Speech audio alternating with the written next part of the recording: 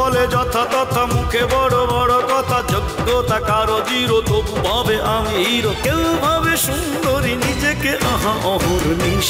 Comedy 420, comedy 420। কেউ ভিক্ষের পয়সাতে গড়ে 5 তলা, চাকরি হারিয়ে কেউ ধরে গাছতলা। ও খাইবে মানুষের কানমলা। আছে সুন্দরী মামে সিনেমার ধ্যানে, কেউ জীবন গড়ে জীবন বিমার কল্যাণে। মক্কেল পেলে হাতে করে যে শুধু তেল মালিশ। কি বলছিস? Comedy 420, comedy 420। নাই প্রেমে বরকত তবু বুড়ো হরকত, পেলে সুন্দরী নারী ভাড়া দিতে চায় বাড়ি। ভাগ্নেকে ভাগ দিতে মানে না সে তাকে ওয়ারিশ। একটা খবিস। Comedy 420, comedy 420। ও বাবা,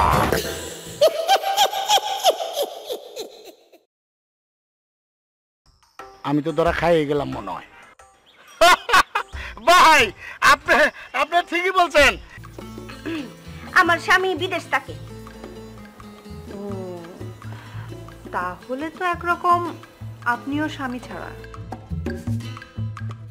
মনে করো হ্যাঁ দেখানে লেগা অ্যাক্টিং কইরা তোমার গালে 2টা জুতার বাড়ি দেবো। কি দিলেন? আব্বু, আমি নতুন কোনো মডার্ন ব্যবসার সন্ধানে আছি। আমি এখন যাই, আমার টাইম কম। আসসালামু আলাইকুম। সরি ভাই, এখন আমার এত সময় নাই। আর তাছাড়া ইন্স্যুরেন্স করে আমার কোনো লাভ নাই, কারণ আমার আসলে ইন্স্যুরেন্সের টাকা খাওয়ার মতো কেউ নাই, ভোগ করার মতো কেউ নাই এই দুনিয়াতে। আমি একাই। ও তাহলে তো ভালোই হলো, আপনি একা আসবেনই, আপনার সাথে আলাপ করার জন্য। এই পাউল লোকটা কি তোমার ইন্স্যুরেন্স করাইতেছে? কিরে বাড়িওয়ালা যে হেবলা জুতা দিয়ে বাইরে আছি, বুঝলে কিছু কা ঠিক কয় নাই? আপনি হলে কি বলতেছেন? আমার বাড়িওয়ালা জুতা দিয়ে মারবে কেন? কখন মারলো? এগুলো আবল তাবল বলতেছেন কেন? ও আমি এখন আবল তাবল কইতাছি? কিচ্ছুই তোমার মনে নাই না? আর জুতা দিয়ে বাইরে নিয়ে লাগবো? আপু আপনারা কথা বলেন, আমি আসছি। না না না, এই ফাউলটার লোকে কি কথা কইতাম? লোক তোমার লোকে চাইবে ফাউলটা আর জুতা দিয়ে করে বাড়ি দিলে তারপরে ফাউলটা ঠিক।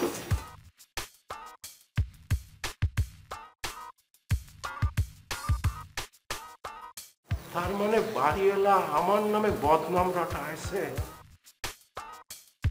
এর ফল বাড়িওয়ালা ভোগ করতে হবে। ভাগ্য ভালো যে আমার ব্যাস মেম্বাররা কেউ জানতে পারেনি। মানির্বাণ আল্লাহ রাখে।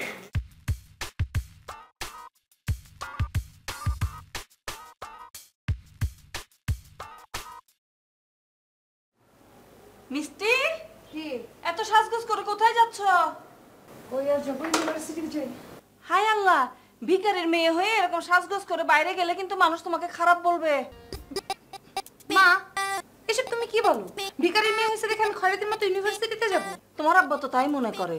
তোমার আব্বা কি বলে জানো? আমরা নাকি অন্য সমাজের মানুষ। কি সমস্ত জাতা কথা। হ্যাঁ আমি অনেক বুঝাইছি তো, কিন্তু সে কিছুতেই বুঝে না। সে নাকি তার সিদ্ধান্ত থেকে এক চুলও নড়বে না।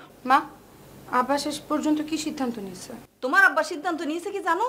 তার বন্ধু মুখলেস আছে না, তার ছেলে দোলনের সাথে তোমার বিয়ে হবে।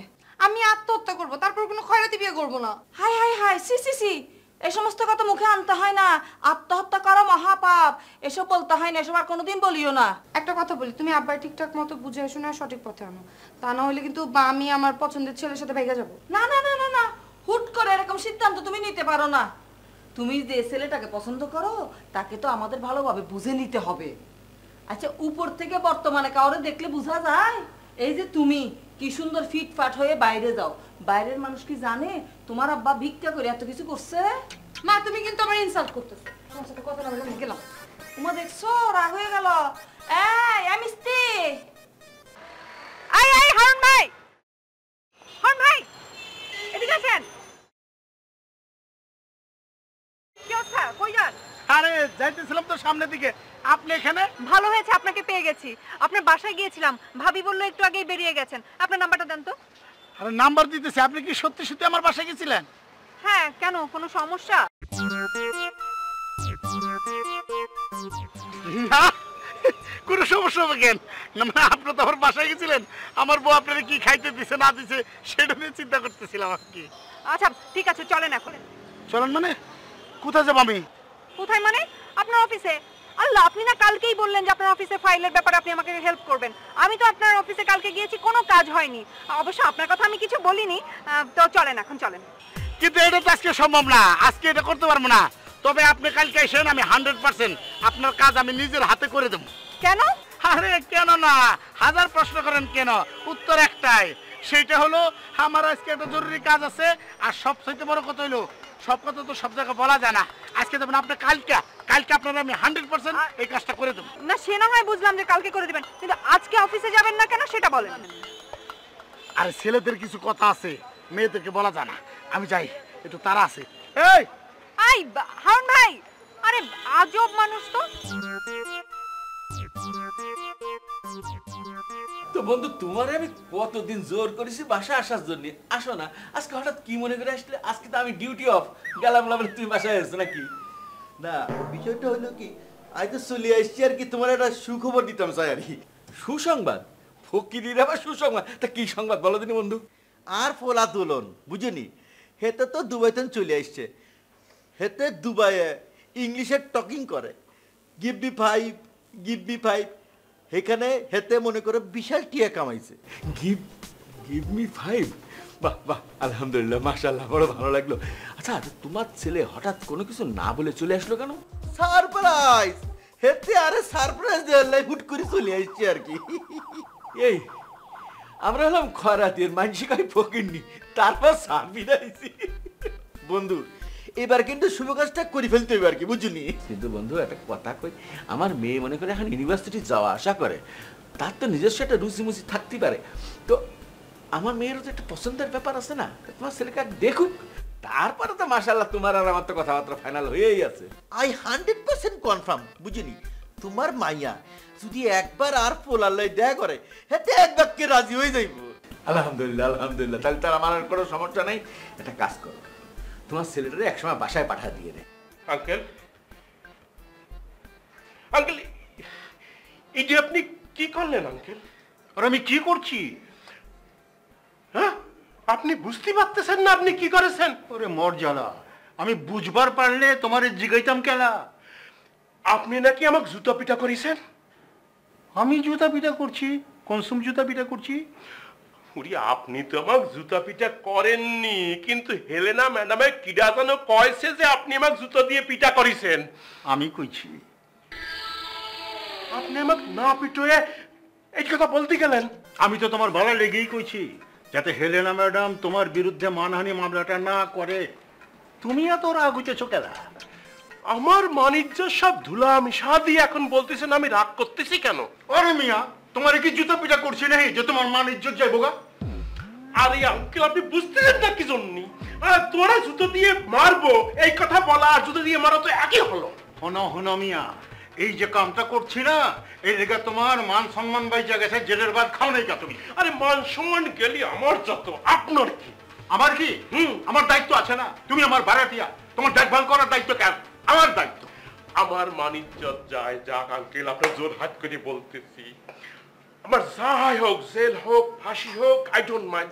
আপনি এখন হেলেনা ম্যাডামে গিয়ে বলবেন যে আপনি আমাকে জুতো দিয়ে পিটান নাই, ব্যাস। এইটা আমি কয়ে দেবো, মাগার তোমার তো জেলের বাদ শিওর হয়ে গেল গা। সমস্যা নেই আঙ্কেল, সমস্যা নেই, দরকার হলেই আমি ফাঁসির দড়ি গলায় পারবো। তবু এই অপমান অপবাদ আমি সহ্য করতে পারবো না। আমি শ্রীরাম লোক না, সেই বংশের লোক না আমি। ঠিক আছে, ঠিক আছে, আমি হেলেনা ম্যাডাম রে কয়া দেবো নে, জালডিগা করি চুরি হেই কয়েছ। তাহলে তো খুব ভালো হয় আঙ্কেল, আপনি তাহলে বাপের কাজ করা হয়ে যাবেনি।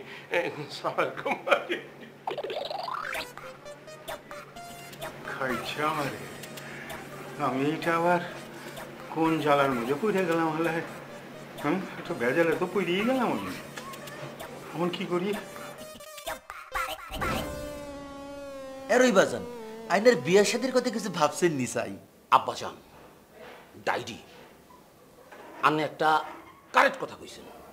পুরুষ হয়ে যখন জন্মগ্রহণ করছি বিয়া তো এখন করতেই হইব।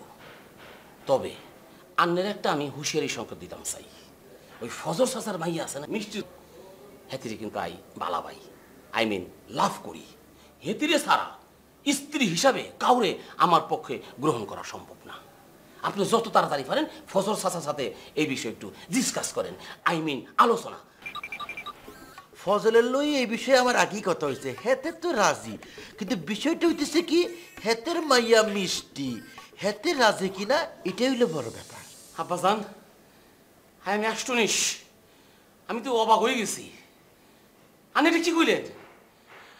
আই কি পরিমাণ স্মার্ট হইছি, আই শুদ্ধ বাংলা কথা কইতাম পারি, আই ফডার ইংরেজি বলি, আর আরে পছন্দ করতো না। আর কি মনে জানেন, মিষ্টি যদি আমার সামনে আসে তাহলে আমার জড়াই ধরি কবে আরে ম্যারি মি, আরে ম্যারি মি, আরে ম্যারেজ মি, আরে ম্যারেজ মি। আব্বাজান আরে তো আরেকখান কথা কই নাই, আন্নের যদি আমি দুবাই লই যেতে পারি, দুবাই খয়রাতি মাইয়ার আছে না, এই খয়রাতি মাইরা আরে বিয়া করার জন্য কি যে পাগল। হ্যাঁ তাই কি কয় জানেন, আই নাকি শাহরুখ খান, আর লোকে নাকি শাহরুখ খানের কোনো হার্তক্য নাই। ওরে বাবরে, হেতে তো খয়রাতি মাইয়া ন যে তোরে বিয়া করার লাই পাগল হয়ে যাইব। আব্বাজান মাই ড্যাড, আমার একটা কিতাবের কথা কই, মাইয়া মানুষের দুইটা জীবন, বিবাহের আগে একটা জীবন, পরে একটা জীবন। বিবাহের আগের জীবনে আর কোনো মাথা ব্যথা নাই, বিবাহের পরে মিষ্টি যদি আর ওয়াইফ হয়, আই যদি হাজবেন্ড হই, তাইলে কিন্তু আর লোকে খয়রাতি করতে দিব, beg in the street and income generate করতে দিব। কেন এটা বুঝতে পারছি, এখন বিষয়টা হলো তোরলাই মনে করে যে বিয়ার পরে হেতে খয়রাতি করব কি করব না এটা তোদের ব্যাপার, এটা হের ব্যাপার, কিন্তু হের মনোভাব তো তোর বুঝন লাগবো, বুঝুক নি এলাই কই আইসকাই তুই হেতে লাই দেখা কর। ওকে ওকে ডাইটি।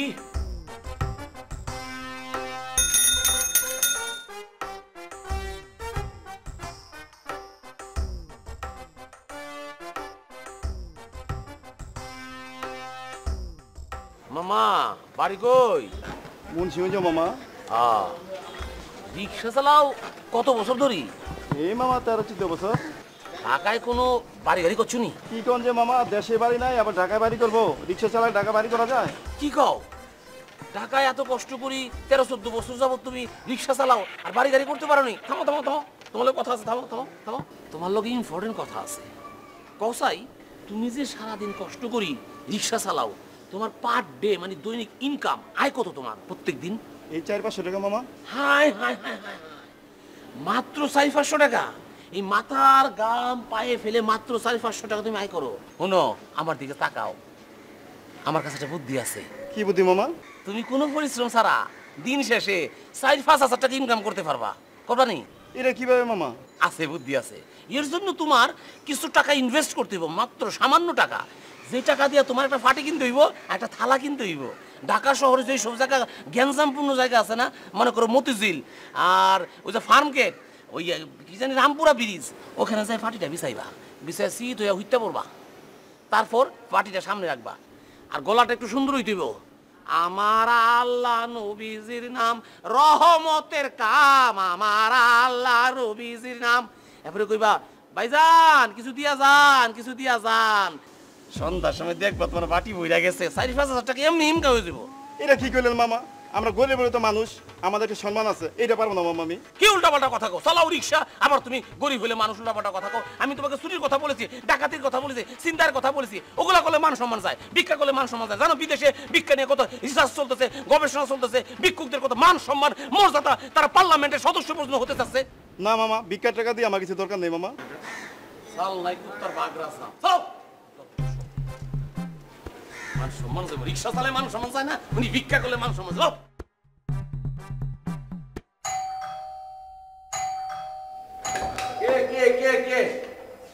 আসসালামু আলাইকুম। ওয়ালাইকুম আসসালাম। আপনি কে? আপনাকে তো আমি চিনতে পারলাম না। আঙ্কেল, আমি বুঝতে পারছি আপনি আমার চিনতে পারেন নাই। আপনি কেন মাই ডাইডি, আই মিন আমার আব্বাজান, তিনিও আমার চিনতে পারেন নাই। আপনার আব্বাজানটা কে? আই আপনার হেল্প করতেছি। আমি হইতেছি আপনার একমাত্র ভিক্ষুক ফ্রেন্ড, মুখলেস সাহেবের একমাত্র স্বনামধন্য পুত্র মিস্টার দোলন। এখন চিনতে পারছি।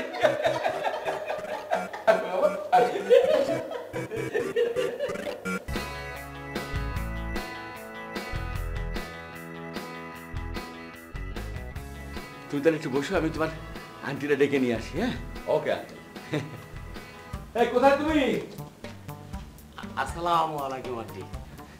ওয়ালাইকুম আসসালাম। বাবা তুমি কেমন আছো? মা তোমার তো চেনা যাচ্ছে না দেখি। হ্যাঁ, কবে আসছো? আল্লাহর রহমতে খুব ভালো আছি। গতকাল এসেছি। আন্টি আঙ্কেল কিন্তু আমার চিনতে পারে না। এই চশমা যদি পরা থাকতো আপনি আমার চিনতে পারতেন না। একবারে ঠিক বলছো বাবা, তোমার দেখে আসলে আমি চিনতে পারতেছি না। তোমার তো একেবারে বেশভূষা সব বদলাই গেছে। আন্টি মাই ডাইডি আব্বাসান, আই মিন আব্বাসান আমার বলেছে বৃষ্টির সাথে একটু দেখা করে আসি, তাই আসলাম। হাতি কই দেখি না যে বৃষ্টি বৃষ্টি বৃষ্টি নামে তো ও এই বাসায় কেউ নাই। মিষ্টি মিষ্টি মিষ্টি মিষ্টি মিষ্টি মানে আমার মাইয়া মিষ্টির কথা বলছো? মিষ্টি কি আর আগের মতো আছে নাকি? মিষ্টি কত বড় শিক্ষিত হয়ে গেছে। মিষ্টি খালি ভার্সিটিতে যায় আর আসে, ভার্সিটিতে যায় আর আসে, এখনো ভার্সিটি। আচ্ছা শোনো, একটু চা নাস্তার ব্যবস্থা করে, ছেলেরা এসে। ওমা এটা বলতে হবে নাকি? মেহমান আসলে চা নাস্তা দিতে হবে। ওমা আমারও শিখাচ্ছে তোমার আঙ্কেল। বসো বাবা, বসো। আপনি যান, আমরা একটু গুরুত্বপূর্ণ কথাবার্তা সারি ফেলি। তো বাবাজি, তোমার ওই দুবাইতে বিনা পুঁজির আল্লাহ দে ব্যবসা কিরাম হচ্ছে? আল্লাহর রহমতে মাশাআল্লাহ অনেক ভালো চলতেছে, অনেক ভালো চলতেছে। দুবাইয়ের জনগণের একেবারে দয়ার শরীর। খালি হাতটা বাড়ি দিয়ে যদি আপনি বলতে পারেন প্লিজ গিভ মি $5, অমনি আপনার হাতে ডলার চলে আসবে। আমি তো চিন্তা করতেছি আমার 14 গোষ্ঠী আমি দুবাই নিয়ে চলে যাবো। আপনি এখানে এক সপ্তাহ যে টাকা উপার্জন করবেন সেখানে 1 ঘন্টাতে আছে 20 টাকা উপার্জন করতে পারবেন। কিন্তু বাবাজি আমার আর এই বয়সে ওইখানে গিয়ে মনে করে নতুন করে একটা সেটেল করাটা কষ্ট হয়ে যাবে। এখানে একটা মান সম্মানের সহিত আসি তো, সবাই পছন্দ করে। 2-4-5 টাকা কম হলে এখানেই ভালো আছি। বুঝতে পারছি আঙ্কেল। এই কথা আমি ডেটিরে বহুবার বলেছি, কিন্তু ডেটি আপনার মতো একই কথা বলেছে। এই একটু সরিয়ে দাও তো এগুলি। নাও বাবা, আগে একটু মিষ্টি খাবে তারপর চা খাবে। আন্টি আই মিষ্টি পছন্দ করি না। ওমা দেখছো, সচেতন মিষ্টি খাই না। ঠিক আছে, চা খাও।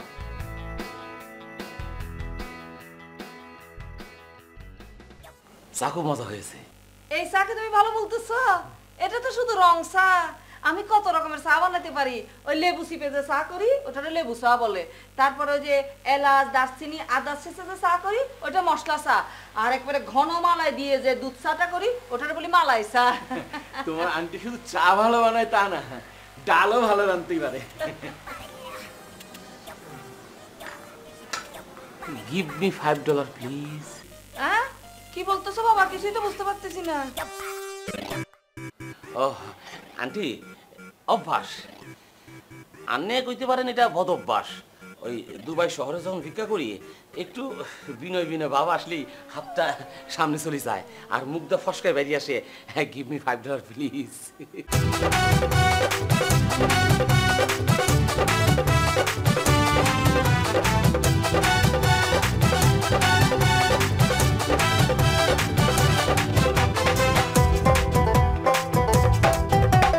কেউ বলে যথা তথা মুখে বড় বড় কথা, যোগ্যতা কারো জিরো তবু ভাবে আমি হিরো। কেউ ভাবে সুন্দরী নিজেকে আহা অহর্নিশ।